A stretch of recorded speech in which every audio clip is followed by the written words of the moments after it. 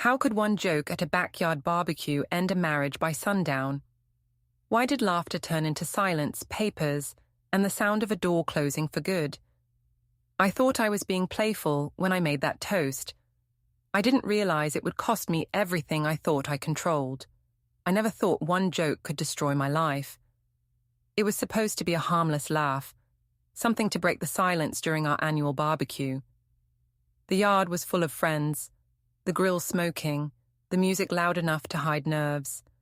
I had a glass of wine in one hand and too much attention in the other. When I raised my voice and asked, "So, who wants to try me next?" Everyone laughed. Everyone except my husband, Noah. I'm Livia, 33, and that night I realized how easily charm can turn into cruelty when you stop caring who gets hurt. Noah and I had been married 7 years. We'd built a quiet life, one that I often called too peaceful. He was steady, maybe too steady. He worked long hours, came home, cooked dinner when I forgot, kissed me even when I barely looked up from my phone. I told myself he was lucky to have someone like me, someone who could keep life interesting. That's what I believed. When I planned the barbecue, I wanted to remind everyone we were still the fun couple. I invited my co-workers, a few neighbors, even my old friend Mason, the one Noah had always felt uneasy about. Mason was the type to flirt with anything that smiled. I thought it was harmless, a bit of fun to shake up our routine. But somewhere between the third glass of wine and the fourth round of teasing, it stopped being funny. Noah was flipping burgers when Mason leaned over and said I should be on some reality dating show. I laughed too loud, too long. Then I said it. That stupid line. Why not? Who wants to try me next? The crowd roared. It was meant as a joke, but the laughter made it sound like truth. When I looked back at Noah, he wasn't smiling. He just turned off the grill, set the spatula down, and walked inside. I rolled my eyes, told everyone he was being dramatic, and poured another drink. But deep down, my stomach dropped. I thought he'd cool off, come back out, maybe sulk a bit before forgiving me like always. Instead, he stayed gone. Later, when I went inside, the house felt too quiet. His car keys were gone. His shoes, too. I called his name, checked every room, even the garage. Nothing. I told myself he just needed space, that he'd be back in the morning, that he couldn't possibly be serious. But as I stood in the doorway, the echo of laughter from the yard still floating through the windows, something cold sank in my chest. For the first time, I wondered if the joke had actually broken something real. The next day, his side of the closet was empty. On the kitchen counter, there was just one thing, a manila envelope, neatly sealed, with my name written in his handwriting. I didn't open it right away. I thought it was a letter, an apology maybe. But when I finally did, my hand started shaking. It wasn't a letter. It was the beginning of the end. Proof that the man I thought would always forgive me had already decided not to. Before we dive deeper into this story, I have one small request. Please subscribe, drop a like, comment, and hit that hype button to boost this channel so more people can discover these incredible stories. The barbecue had started like every other summer get-together we'd ever hosted. The yard was bright, the grill smoking, music floating from the speakers by the porch. Noah was behind the grill in his apron, smiling faintly, focused on the food like he always was. I'd spent the morning decorating, arranging tables, setting up drinks, mostly to make sure people noticed how put together we looked. I liked being the kind of couple others envied, or at least the kind they talked about. By late afternoon, the guests began to arrive. My co-workers came first, bringing store-bought sides and cheap wine. Then our neighbors, the ones who always whispered that Noah was too quiet. Mason showed up last, wearing sunglasses and a smirk, calling me trouble, loud enough for everyone to hear. I laughed and said he wasn't wrong. Noah looked up from the grill at that moment, his face unreadable. I introduced Mason to everyone as an old friend. He had that easy charm that filled every silence, the kind that made people lean in. When he complimented my dress, I told him to stop before Noah got jealous. He grinned and said, "Guess I'll take my chances." Everyone laughed. I glanced at Noah, who just turned the chicken on the grill and said nothing. The day stretched on. People drank more, the music got louder, and I started playing hostess, moving from group to group, topping off glasses, making jokes. Every time Noah tried to speak, someone cut him off. I could see it in his posture, the way his shoulders tensed as he kept flipping burgers like it was his only job. At one point, Tara, my younger sister, asked why Noah never joined the conversation. I told her he was shy, but I said it in that teasing way that made everyone laugh. I heard myself say, "He'd rather talk to the steak than to people." More laughter. Noah just nodded, said quietly that the steak at least listened. I told him not to be so sensitive. As evening came, the air felt heavier. Mason turned up the music and started making a toast, thanking our lovely hostess. He joked that if I were single, half the men here would be fighting for a chance. I rolled my eyes and said, "Well, maybe they still can. Who wants to try me next?" The laughter came instantly, sharp and loud. Even Tara laughed nervously, her eyes darting toward Noah. He froze mid-step, the spatula still in his hand. For a second, I thought he'd say something, make a joke back, but he didn't. He set the spatula down, wiped his hands on the towel, and walked straight into the house without a word. People went quiet for a moment before Mason broke the silence with a whistle. "Tough crowd," he said. I forced a laugh, pretending it was fine. I told everyone he'd cool off, that he just couldn't handle attention. But inside, my stomach twisted. When the last guests finally left, I went inside to find him. The lights were off, the house still. His car keys were gone, his wallet missing from the counter. I called his name, no answer. Then I saw the door to the garage slightly open, the night breeze moving through it. I stepped closer, calling again. Nothing. Then, just before the door shut completely, I heard the faint click of the latch locking from the outside. The next morning, sunlight poured through the blinds, harsh and unkind. The backyard was a mess. Empty cups, tipped chairs, bits of burnt food on paper plates. It looked like evidence from a night I didn't want to remember. Noah's car was still gone. His side of the bed hadn't been slept in. I told myself he was at his mother's, or maybe just clearing his head. He wasn't the type to do anything drastic. He'd come back once he calmed down. I started cleaning to distract myself, telling Tara over the phone that Noah was being dramatic. She said I might have gone too far with the joke. I told her people laughed, that he just didn't know how to take one. She went quiet for a moment before saying, "He's not the kind of man you can humiliate in public and expect to forget it." I hung up before she could continue. At work, everyone had already seen the photos Mason posted from the barbecue. There I was, holding my glass, mouth open mid-laugh, Mason standing close beside me.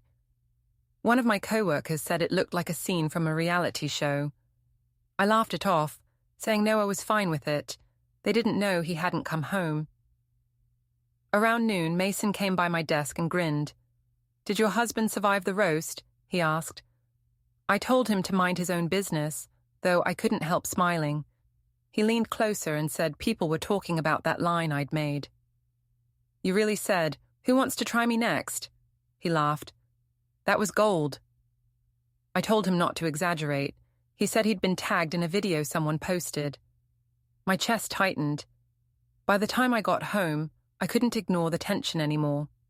The house was silent, every room too neat. On the dining table sat his watch, his wedding ring, and an open drawer where some of his papers used to be. I called him again. Straight to voicemail. I texted, "You're overreacting. Come home." That evening, his mother called. Her voice was calm, but the kind of calm that carries judgment. She asked if I realized how cruel I'd sounded last night. I said it was just a joke, that everyone was drinking.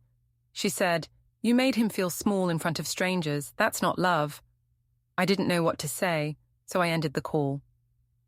Later, I checked social media again. The video was spreading. Someone had added captions, little hearts floating above Mason and me. The comments made it worse. People tagging each other, calling Noah the poor guy. I deleted my post, but it was too late. That night, I poured myself a drink and sat by the window, waiting for his headlights to appear. Every sound from the street made my pulse jump, but hours passed, and nothing. When I finally gave up and went to bed, I noticed his office door was closed. I reached for the handle and paused. From inside, I heard a faint click, like a phone camera capturing one last picture before the dark. The next few days blurred together. I kept telling people everything was fine, that Noah was just visiting family. It sounded believable enough when I said it quickly. At work, I smiled more than usual, joked louder, made sure nobody guessed how empty the house felt. But every night I came home, that silence waited for me. Steady, heavy, almost alive. By midweek, the video had taken a life of its own. Someone reposted it with slow-motion captions. When your wife forgets she's married. I scrolled through the comments, heart-pounding, telling myself it would fade soon. But the likes kept climbing. A few of my co-workers stopped talking when I entered the break room. Eli from accounting muttered that I did him dirty. I told him to mind his own business, but my throat burned when I said it. Mason called that evening, sounding amused. He said the clip had hit a local forum. We're practically famous, he joked. I told him to delete it. He said it wasn't his post and laughed. Relax, Livia. You're the one who said it. Own it. His words made my stomach twist. I told him he should probably stay away for a while. He laughed again and hung up. That night, Tara came over unannounced. She brought groceries and that quiet concern only siblings can get away with. As we unpacked, she asked if Noah had called yet. I said no, then added, "He's just sulking." She looked at me, then said softly, "You humiliated him in front of everyone." I told her she was exaggerating, that he'd laughed before. She asked, "Did he laugh this time?" I didn't answer. When she left, I found myself standing in the living room, staring at the spot where Noah's shoes used to sit. It looked wrong, too neat, too final. I tried calling him again, straight to voicemail. This time, I left a longer message. I said I was sorry if I'd embarrassed him, but that he was making it worse by disappearing. I even laughed a little, trying to sound light. When I hung up, I immediately regretted it. Around midnight, I heard a noise from outside. Soft, metallic, like someone closing the gate. I went to the window and looked down. A car was parked across the street, headlights off. I couldn't see the driver. My phone buzzed then, a message from an unknown number. It said only, "Check your mail tomorrow." I didn't sleep much after that. My mind spun between guilt and anger, between wanting to cry and wanting to blame him. By morning, I convinced myself the message was nothing, maybe even a prank. I opened the front door to leave for work, expecting nothing but air. Instead, there was an envelope on the doormat. My name written in Noah's handwriting. Inside, a single printed photo from the barbecue. Me, glass raised, mouth open mid-laugh, Mason standing too close. At the bottom, in his handwriting again, I heard everything. "Don't worry, I'll handle it properly."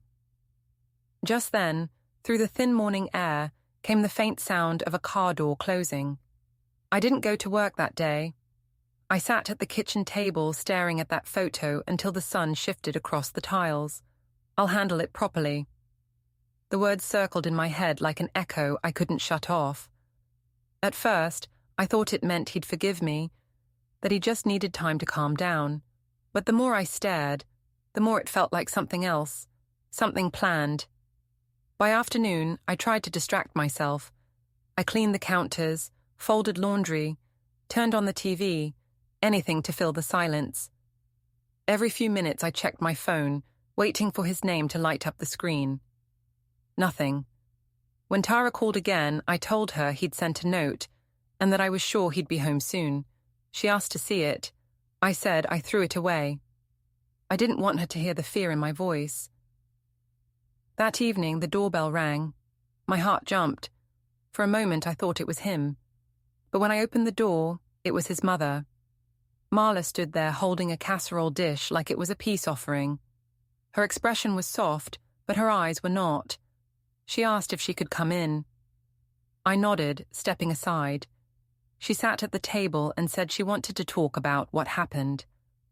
I told her everyone was making too much of it, that it was a joke gone wrong. She said quietly, "It wasn't just a joke, Livia. You mocked his loyalty." I felt my face flush.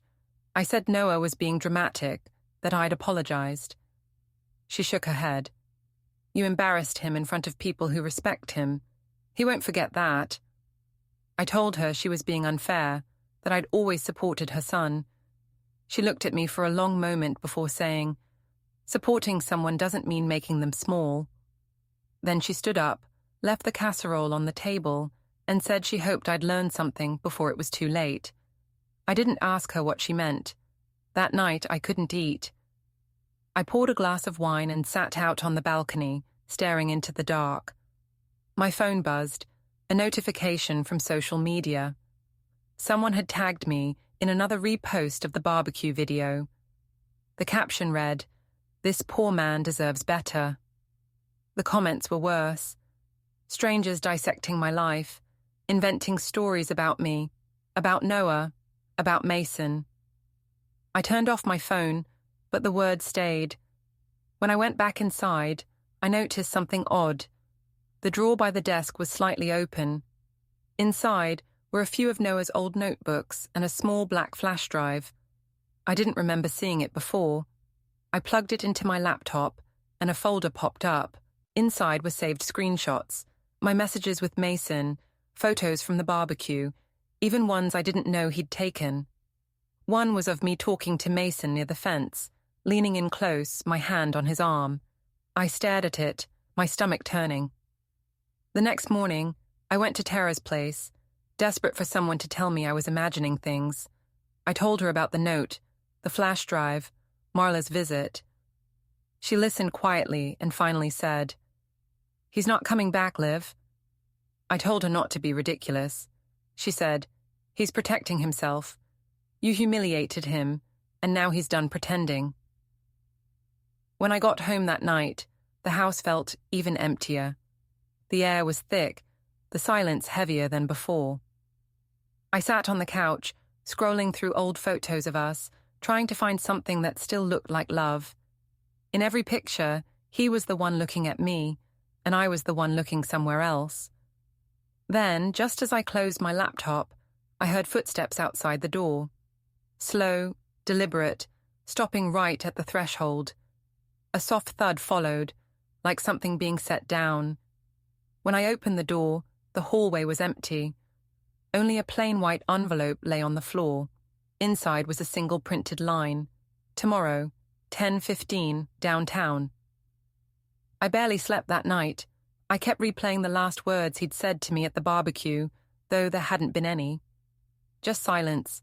I sat on the couch with the note in my hand. "Tomorrow, 10:15, downtown." I told myself it couldn't mean anything serious. Maybe he wanted to meet and talk. Maybe this was his way of forgiving me, dramatic as always. But a part of me, the part that still remembered the calm in his eyes when he walked away, knew better. By morning, I looked exhausted. I put on makeup anyway, something bright to hide the fear. The street outside was loud with traffic, but inside, everything felt muted. I checked my phone again. No messages, no calls. I thought about calling him first, then decided against it. I didn't want to sound desperate. He needed to see that I wasn't panicking. I was fine. I kept repeating that like a prayer. I spent the morning pacing the kitchen, glancing at the clock. 9:47, 9:58, 10:10. I didn't know if I was supposed to go downtown or stay home. The uncertainty gnawed at me. Then I noticed something new. A folder sitting neatly on the dining table that hadn't been there the night before. My name written across it in his handwriting. Inside were printed screenshots, timestamps, receipts, conversations I'd had with Mason, photos from the barbecue, my own words staring back at me like a confession. At the bottom, a note, "Keep these. You'll need them soon." My chest tightened. I called Tara, my voice shaking. She answered softly, asking if I'd gotten any rest. I told her about the folder. She went silent, then said, "Livia, if he's really done, he's not coming back to talk. He's coming back to end it." I told her not to say things like that, but the line had already gone cold. By noon, I couldn't sit still. I went outside, walking in circles down our street. Every sound made me flinch. Car doors slamming, dogs barking, footsteps echoing on the sidewalk. At one point, I thought I saw him parked at the corner in his black sedan, but when I blinked, it was gone. I went back home, heart pounding, hands shaking. The folder still sat where I'd left it. I opened it again, reading every word, trying to find a reason, a loophole, something that proved he still cared. But it was all fact, neat and emotionless, the kind of thing you'd hand to a lawyer, not a lover. Around 3, the phone rang. I lunged for it, hoping it was him. But it was Marla. Her tone was calm, too calm. She said Noah had stopped by her house the night before. He'd taken some boxes, a few books, his documents. "He said he'll handle things properly," she told me. My knees went weak. I gripped the counter to steady myself. "Properly," I repeated. She sighed. "He's not angry, Livia. That's what scares me." After the call, I stood there for a long time, staring at the kitchen clock ticking above the stove. The sound filled the silence like a countdown. I poured myself another glass of wine, though it was barely past noon. I didn't even taste it. By evening, the sun began to set, painting everything in gold that didn't feel warm. I walked through each room, our room, his office, the empty closet. Everything he'd left behind looked deliberate, chosen. The framed wedding photo still hung in the hallway, but its glass was cracked down the middle. I hadn't noticed it before. I sat down on the couch and whispered into the stillness, "You wouldn't really leave me, would you?" The only answer was the hum of the refrigerator and the soft creak of the floor as the air shifted. Then, through the window, I saw him, standing at the edge of the driveway, hands in his pockets, eyes steady on me. My pulse raced. I opened the door, but he didn't move closer. He just said, calm as stone, "I told you I'd handle it properly." And then he turned and walked away. No anger, no rush, just finality in each step. The wind caught the door as it closed behind him, sealing the words in the air like a sentence that had already been written. The next morning, I woke up to the sound of knocking. Steady, professional, nothing frantic. For a second, I thought it might be him. I jumped up, heart pounding, barely aware that I was still in the clothes I'd fallen asleep in. When I opened the door, a man in a grey suit stood there, holding a folder. He asked for me by name. I nodded, confused, and he said politely, "You've been served." I froze. My first thought was that it had to be a mistake. Papers? For what? I took the envelope with shaking hands. Before I could ask anything, he said, "Acknowledgement of receipt is required," and handed me a pen. My voice cracked as I asked, "Is this from my husband?" He didn't answer. He just nodded once after I signed and left, footsteps fading down the hall like punctuation. I shut the door slowly, staring at the envelope. The handwriting on the label was typed, clean, impersonal.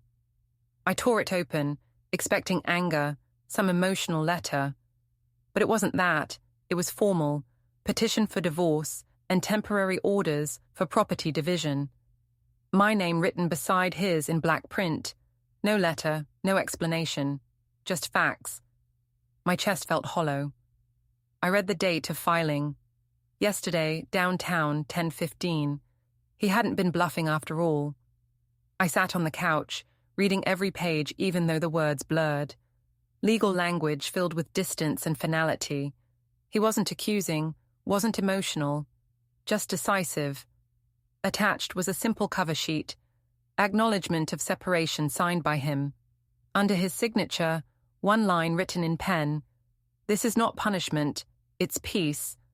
For a moment I couldn't move. I wanted to laugh, to scream, to tell him he couldn't just erase 7 years of marriage like this.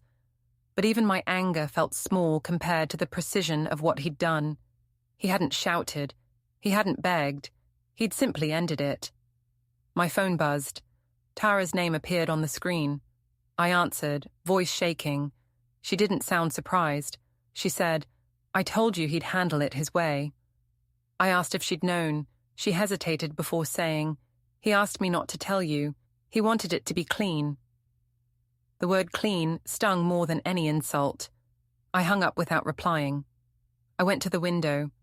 Across the street, Noah's car was parked, engine off, like it had been waiting for this moment. He stepped out. No rush, no hesitation, just that same calm he'd always carried. He didn't look up at me until I opened the door. I walked outside barefoot, papers clutched in my hand. "Noah," I said, my voice breaking, "you can't be serious." He looked at me, his expression unreadable. "You wanted to be free, didn't you?" I shook my head. "It was a joke. You know that." He nodded slowly. "Yes, and this is my answer. Not a joke." I told him we could fix it, that I'd change, that people were twisting everything. He said softly, "You made your choice in front of everyone. I'm just doing the same." I stepped closer, desperate, but he raised his hand. Not in anger, just finality. "Please, Livia," he said, "don't make this ugly. I'm done being the punchline." Then he got back into his car and drove away. No shouting, no dramatic pause, just the quiet hum of the engine fading down the street. I stood there in the driveway, still holding the papers, the wind lifting the edges like it wanted to take them. Neighbors were peeking through curtains, whispering, pretending not to watch. Somewhere in the distance, a car door slammed, and the sound echoed like applause, after a performance I didn't realize was over. I looked down at my reflection in the glass window, mascara smudged, hair tangled, and thought, so this is what the end of a joke looks like. Don't forget to hit like, subscribe, and turn on the bell so you don't miss the next story. Write in the comments from which city you are watching.